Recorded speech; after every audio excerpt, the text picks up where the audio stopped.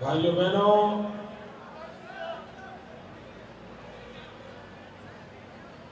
આજ સવારથી મેં યાત્રાનો પ્રારંભ કર્યો છે, પરંતુ જે પ્રકારે સમગ્ર રસ્તામાં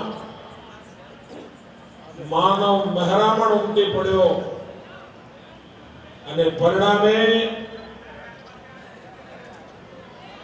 2 સેકન્ડ 5 સેકન્ડ મેં નમસ્તે કરવા રોકાઉં તો પણ ગાડી 15 ની સ્પીડ થી વધારે નીકળી શકતી નહોતી.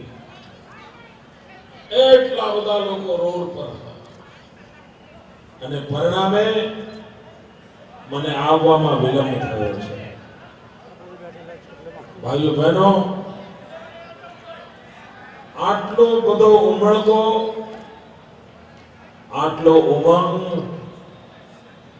ચારે તરફ સ્વાગત જ સ્વાગત, એનું કારણ શું? શું આ માત્ર કોઈ નરેન્દ્ર મોદીના વ્યક્તિનું સ્વાગત છે?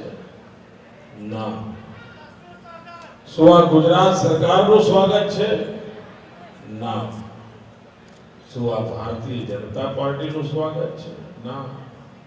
એ બધું તો પ્રેમ છે, ભરપૂર પ્રેમ છે, પણ આ ઉમંગ એટલા માટે છે કે ગયા 10 વર્ષથી એક ધારા ગુજરાતને બદનામ કરવાના ષડયંત્રો ચાલે છે, રોજ નવા જૂઠાણા ચાલે છે. એની સામે ગુજરાતની જનતાના દિલમાં એક ભયંકર ગુસ્સો છે, આક્રોશ છે. આ એની અભિવ્યક્તિ છે. આ ઝેર ઓગનારા લોકો જોઈ લો, આ પ્રજાનો મિજાજ તમારા ભવિષ્યને ભરખી જવાનો છે.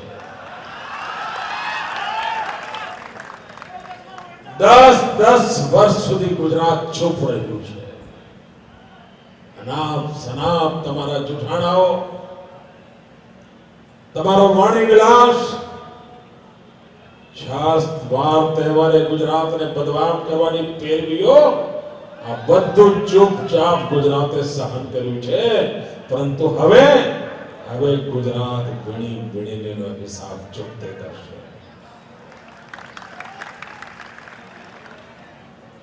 ભાઈઓ બહેનો,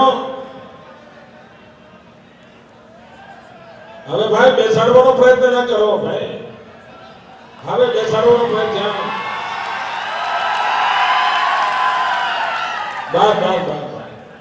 જે બેઠેલા છે બેઠેલા રહે, જે ઊભા છે ભલે ઊભા હોય. હવે તમે એમને બેસાડો કે ચાલે, ચૂંટણીની સીઝન આવી છે.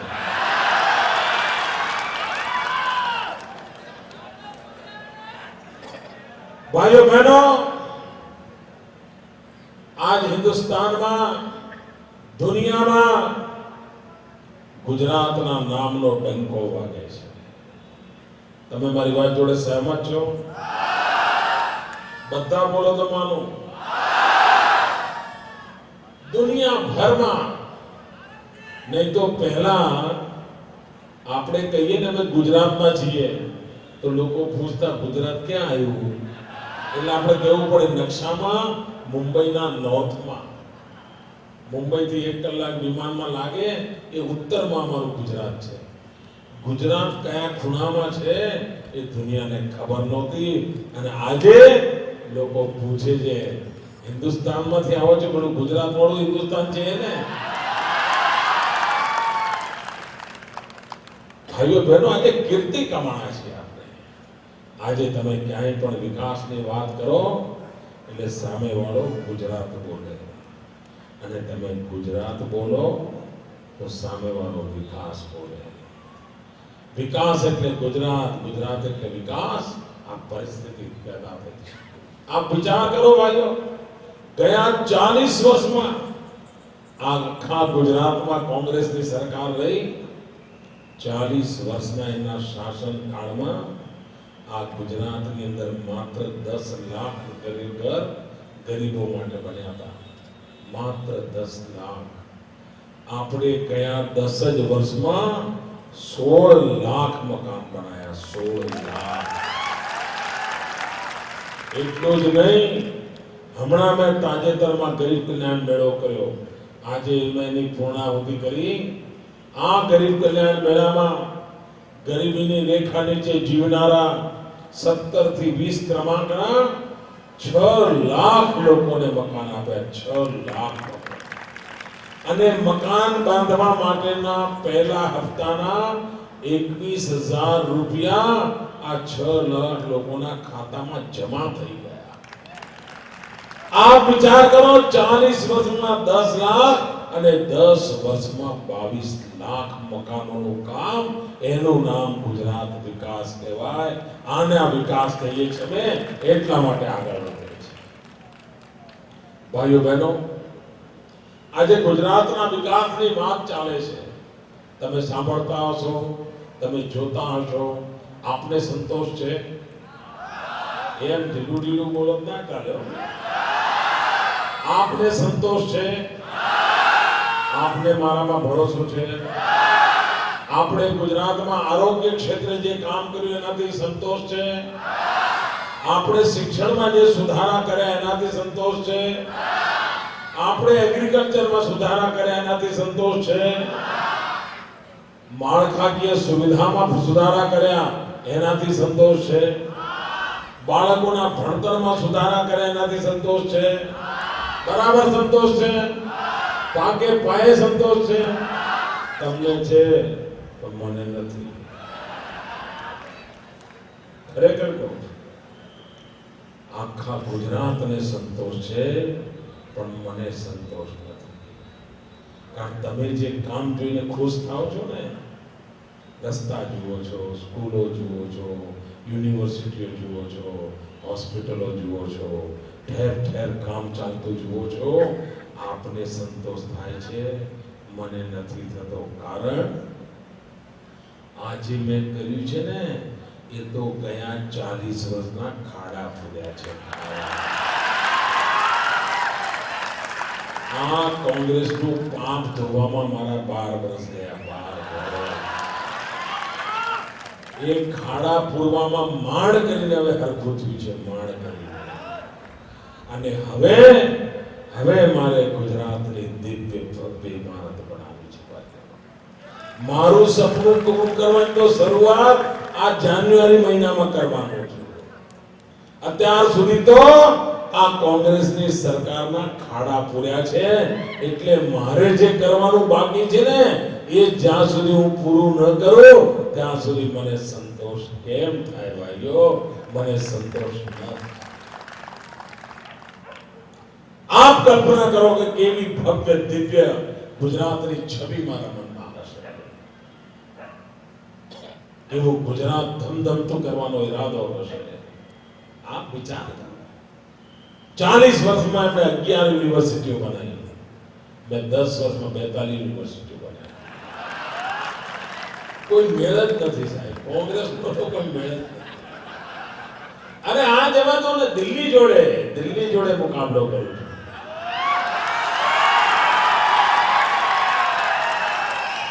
આ કોંગ્રેસના લોકો રોજ અવારમાં નિવેદન કરે છે, છાપાવાળા છાપે છે, હું જવાબ આપતો નથી.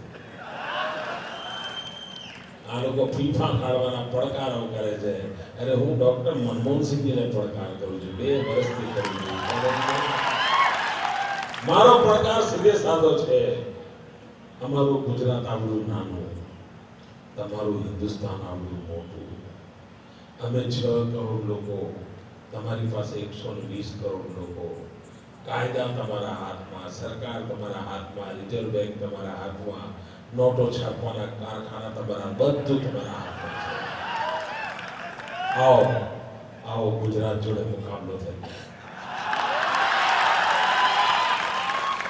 આવો વિકાસની સ્પર્ધા કરીએ. તમે વિકાસ કરી બતાવો, અમે વિકાસ કરી બતાવીએ અને ગુજરાતની જનતાને નક્કી કરવા દો કઈ દિશામાં જવું છે. તમે રોજના કેટલા રોડ બનાવો છો? અમે રોજના કેટલા રોડ બનાવીએ છીએ. તમે કેવા રોડ બનાવો છો? અમે કેવા રોડ બનાવીએ છીએ. તમે કેટલી હોસ્પિટલ બનાવો છો? અમે કેટલી બનાવીએ છીએ. આ હો જાય મુકાબલા.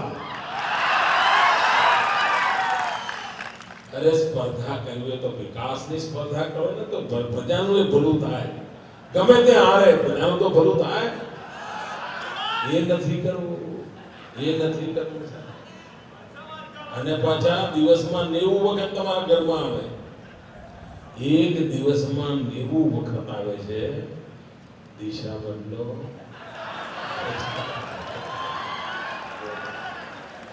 આ કોંગ્રેસે દિશા બદલી જોઈ તમે? પહેલા દિશા પકડી હતી એમણે 2G ની, હવે દિશા પકડી છે કોલગેટ ની. આ ભાઈઓ તમે સાંભળ્યું હશે, સોનું પડ્યું હોય અને કોઈનું મન લપસી પડે, એમાંથી થોડો હાથ મારી લે, એવું તો તમે સાંભળ્યું હશે. જરજવેરાત પડી હોય અને માણસ લલચાઈ જાય અને ધીરે કરીને એમાંથી સેરવી લે, એવું એ સાંભળ્યું હશે. ચાંદીનો ઢગલો પડ્યો હોય અને કોઈ જોતું ન હોય, મન થાય ચલો થોડું મૂકી દઈએ ખિસ્સામાં, એ તમે સાંભળ્યું હશે. પણ કોઈ તમે એવું સાંભળ્યું કે કોયલાની ચોરી કરે? સોનાની ચોરી સાંભળી હોય, ચાંદીની ચોરી સાંભળી હોય, જીરા જવેરાતની ચોરી સાંભળી હોય, કોયલાની ચોરી? અરે તમારા ઘરના આંગણે કોયલાનો થેલો પડ્યો હોય ને તો એ તમે કોઈ ગરીબ ભિખારી બી એના હાથ ના લગાવે. લગાવે? તમે કોઈ કોયલો તિજોરી મૂક્યો છે? ના, તિજોરી કોયલો મૂક્યો છે, ઘરની બહાર પડ્યો હોય, બોલો કોઈ હાથ લગાવે? કોઈ હાથ લગાવે? આ કોંગ્રેસ 2 લાખ કરોડનો કોયલો ખાઈ, 2 લાખ કરોડ. એ દિશા આપણને મંજૂર છે ભાઈ? નાના કોયલા ખાવ દિશા ચાલે આપણને? આ કોયલા ચોર લોકોને ગુજરાતમાં ઘૂસવા દેવાય? આ પંજાને ગુજરાતની તિજોરી પર પડવા છે એમનો ભાઈ? બોલો, ડ્રાઈવર કોણ એમનો છે? કોઈ ડ્રાઈવર? તમે કોઈ એન્જિન પર ડ્રાઈવર વગરના ગાડીમાં બેહો કરા?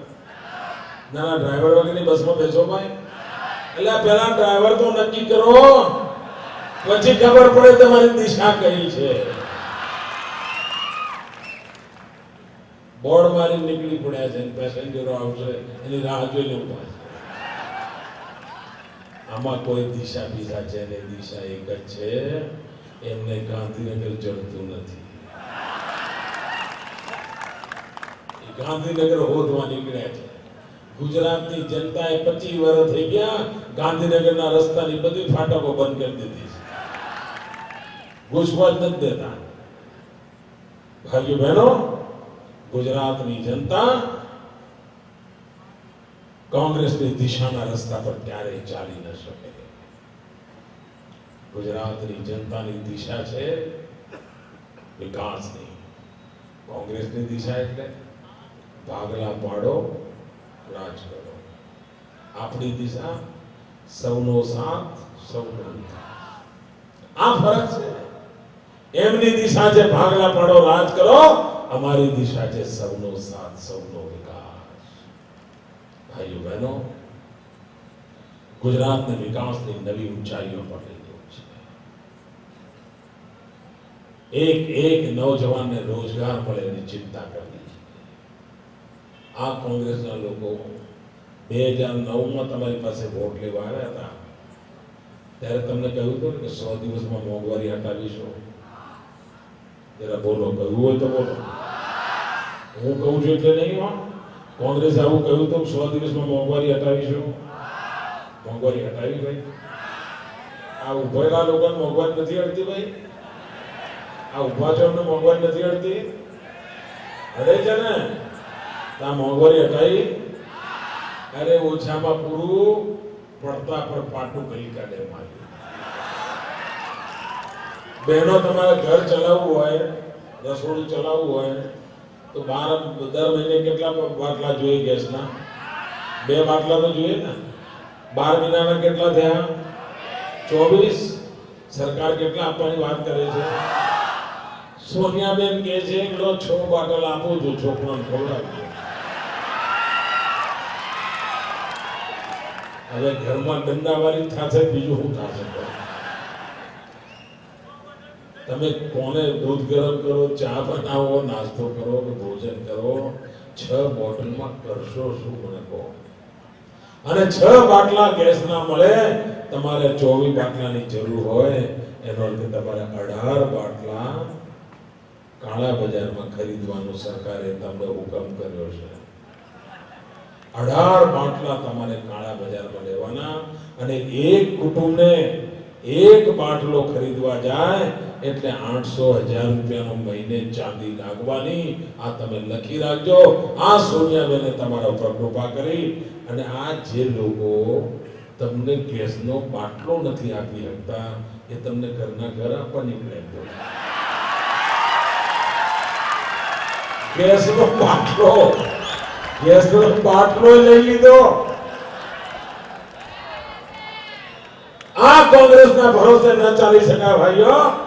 અરે આ કોંગ્રેસના મિત્રોને મારે કહેવું છે, ડોક્ટર મનમોહન સિંહજીને કહેવું છે, આ કોંગ્રેસના દિશા દશાવાળાઓને કહેવું છે, અરે તમે જો સરદાર પટેલની દિશા પકડી હોત ને તો દેશની આ દશા ના થઈ હોત. આ તમે સરદાર પટેલની દિશા ન પકડી, એના કારણે દેશની દુર્દશા કરી છે. ગઈકાલે પ્રધાનમંત્રીએ હિંમતપૂર્વક એક નિર્ણય કર્યો. કેવો કર્યો? હવે આ તમારા પેટલાદમાં વેપારીઓના દુકાનના તાળા તમે લખી રાખજો. હવે મરચું મીઠું તમે નહીં વેચો, ગોરા લોકો અહીં વેચશે, વિદેશીઓ અહીં વેચશે. કાપડ તમે નહીં વેચો, પેન્સિલ તમે નહીં વેચો, ઇન્ડિપેન તમે નહીં વેચો, પતરી તમે નહીં વેચો, મરચું, મીઠું, હળદર બધું આ મોટા મોટા મોલ વેચવા આવશે. હવે ગઈકાલે પ્રધાનમંત્રીએ નિર્ણય કર્યો, વેપારીઓની દુકાનને તાળા લાગી જશે. અહીં બેઠેલા વેપારી આલમના ભાઈઓને કહું છું કે પ્રધાનમંત્રી કોના માટે આ કરે છે? મારા મનમાં પ્રશ્ન ઉઠે છે. એટલું જ નહીં, એમણે બીજી પણ એક જાહેરાત કરી છે, મલ્ટી બ્રાન્ડને પણ એન્ટ્રી મળી જશે. એનો અર્થ એ થયો કે આ રાજ્યમાં, આ દેશમાં જે નાના નાના કારખાના વાળા છે, જે નાની નાની વસ્તુઓ બનાવે છે, કોઈ મીણબત્તી બનાવતું હોય, કોઈ ચોકસ્ટિક બનાવતું હોય, કોઈ છત્રી બનાવતું હોય, કોઈ નાના પગરખા બનાવતું હોય, કોઈ રેડીમેડ કપડાં બનાવતું હોય, હવે એની દુકાન બંધ. કારણ બીજા દેશોનો માલ અહીંયા ઠલવાશે. હવે તમે મને કહો, આપણો બિચારો ગરીબ માણસ પેટલાદમાં છત્રીનું એનું કારખાનું હોય, મહિને 100-200 છત્રી બનાવતો હોય, 15 છોકરા નોકરી કરતા હોય, અને 200 રૂપિયામાં છત્રી વેચતો હોય. હવે ચીનની છત્રી 50 રૂપિયામાં આવી જાય બજારમાં, તો આની છત્રી વેચાય? આની છત્રી ના વેચાય તો એનું કારખાનું ચાલે? એનું કારખાનું બંધ થાય તો પેલા 50 છોકરા નોકરી કરતા હોય ઘેર જાય? આ કામ મનમોહન સિંહે કર્યું છે. આ નાના નાના બધા કારખાના બંધ થઈ જવાના, નાના નાના કારખાના બંધ થઈ જવાના, અને નાના નાના રોજગાર કમાનારા જવાનિયાઓ છે એ બધા બેરોજગાર થવાના. આ કોંગ્રેસે જાહેર કર્યું હતું, 2009ના ચૂંટણી ઢંઢેરામાં કહ્યું હતું કે અમે 1 કરોડ લોકોને રોજગાર આપીશું. કેટલા? યાદ તો રાખો, શું કહી ગયા હતા લોકો? 1 કરોડ લોકોને રોજગાર આપીશું. કેટલા? યાર ખોખારી બોલો, કેટલાને થયું છે? 1 કરોડ લોકોને રોજગાર આપવાનું કોંગ્રેસના લોકો ચૂંટણીમાં કહી ગયા હતા. અહીંયા કોઈ બિરલો છે ભાઈ કોંગ્રેસની સરકારે રોજગાર આપ્યો હોય એવો? કોઈ હોય તો હાથ ઊંચો કરો. એક નથી, એક. આવી છેતરપિંડી? ના ના, આવી છેતરપિંડી? અરે કોઈ કામ નબળું કરે તો માફ થાય, છેતરપિંડી કોઈ દી માફ ન થાય. આ છેતરપિંડીના કારસા કરે છે લોકો. એ છેતરપિંડી સામે લાલ કરવી એ જનતા જનાર્દનની જાગૃતિનું લક્ષણ છે. અને આ છેતરપિંડી વાળાઓએ હિસાબ ચૂકતે કરવા માટે હું આપને અનુરોધ કરવા માટે આવ્યો છું. ભાઈઓ બહેનો, ગુજરાતની દિશા છે વિકાસની, ગુજરાતની દિશા છે પ્રગતિની. અમારે દુનિયામાં ગુજરાતને મહાન બનાવવું છે. એના માટેની મેં મથામણ આપી છે. કોંગ્રેસના જૂઠાણાઓ ગુજરાતની જનતાને ભ્રમિત નથી કરી શકતા. એ મારી યાત્રા પછી હું વિશ્વાસથી કહી દઉં છું. નહીં તો છાપા વાંચીને એમ લાગે કે કોંગ્રેસ આવડો મોટો હુમલો કરે છે, આ મોદીનું થશે શું? પરંતુ મેં જોયું જનતા જનાર્દને જે રક્ષા કવચ આપ્યું છે, કોઈના ભાગ્યમાં આવું રક્ષા કવચ નથી. જનતા જનાર્દનનું રક્ષા કવચ જેના પર હોય એ માં જગદંબા આપવું હોય છે, અને એ રક્ષા કવચ આજે મને મળ્યું છે. ગાંધીનગરમાં એવી સરકાર બેઠી છે જેની પર કોઈ દાગ નથી. બેદાગ સરકાર છે અને આખા હિન્દુસ્તાનમાં એની ચર્ચા છે. હમણાં કોંગ્રેસના નેતા અમેરિકા ગયા હતા, ત્યાં બફાટ કરી આવ્યો.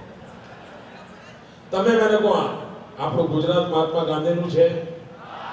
આપણું ગુજરાત સરદાર પટેલનું છે? આપણું ગુજરાત ભાઈ કાકાનું છે? આપણું ગુજરાત સરદાર પટેલ સાહેબનું છે? મણિબેન પટેલનું છે? ઠક્કર બાપાનું છે? રંગઅવધૂત મહારાજનું છે? રવિશંકર મહારાજનું છે? પ્રમુખ સ્વામી મહારાજનું છે? એમનું છે ને? કોંગ્રેસ વાળા કે ના, તો રાવણનું છે. આવું અમેરિકા બોલી ના. તો અમેરિકાની જનતાનો એવો મિજાજ ગયો, જૂતા લઈને માહે પડે એમ ભાગવું પડ્યું. આ તમે આટલી હદે વિકૃતિ, તમે ગુજરાતને રાવણનું ગુજરાત કહો? ગાંધીના ગુજરાતને રાવણનું ગુજરાત કહો, સરદાર સાહેબના ગુજરાતને રાવણનું ગુજરાત કહો, એ ગાંધી અને સરદારનું અપમાન છે. આ ગુજરાતની જનતા કોઈ દિને સાંખી નહીં લે. ભાઈઓ બહેનો, આપણે કેટલી શ્રદ્ધાપૂર્વક ગરબા કરતા કરીએ છીએ કે નહીં? ગરબા માટે આપણી શ્રદ્ધા કરી કે નહીં? માની આરાધનાનું સાધન કર્યું કે નહીં? હમણાં કોંગ્રેસના નેતા એમ કહ્યું કે આ મોદી ગરબા કરીને તાઇફા કરે છે. આ ગરબા એ તાઇફા છે? આ કલા ગુજરાતની સંસ્કૃતિનું અપમાન નથી? આ મહાન પરંપરાનું અપમાન નથી? આ સત્તાના નશામાં કેવા ચકચૂર થયા છે એનો આ જીવતો જાગતો ઉદાહરણ છે કે કોંગ્રેસ પાર્ટીને હવે ગરબામાં તાઇફા દેખાય છે. આ દેશની લોક સંસ્કૃતિમાં એમને તાઇફા દેખાય છે. અહીંના કલાકારોનું અપમાન કરવાનો એમની હિંમત તો જુઓ.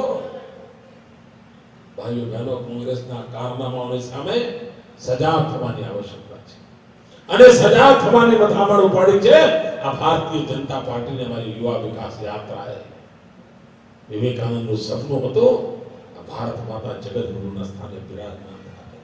આ ભારત માતા જગતગુરુના સ્થાને બિરાજમાન થાય એ સપને પૂરું કરવા માટેની અમારી મથામણ છે, અને મથામણમાં મને આપના આશીર્વાદ જોઈએ, મને આપનો સાથ સહકાર જોઈએ.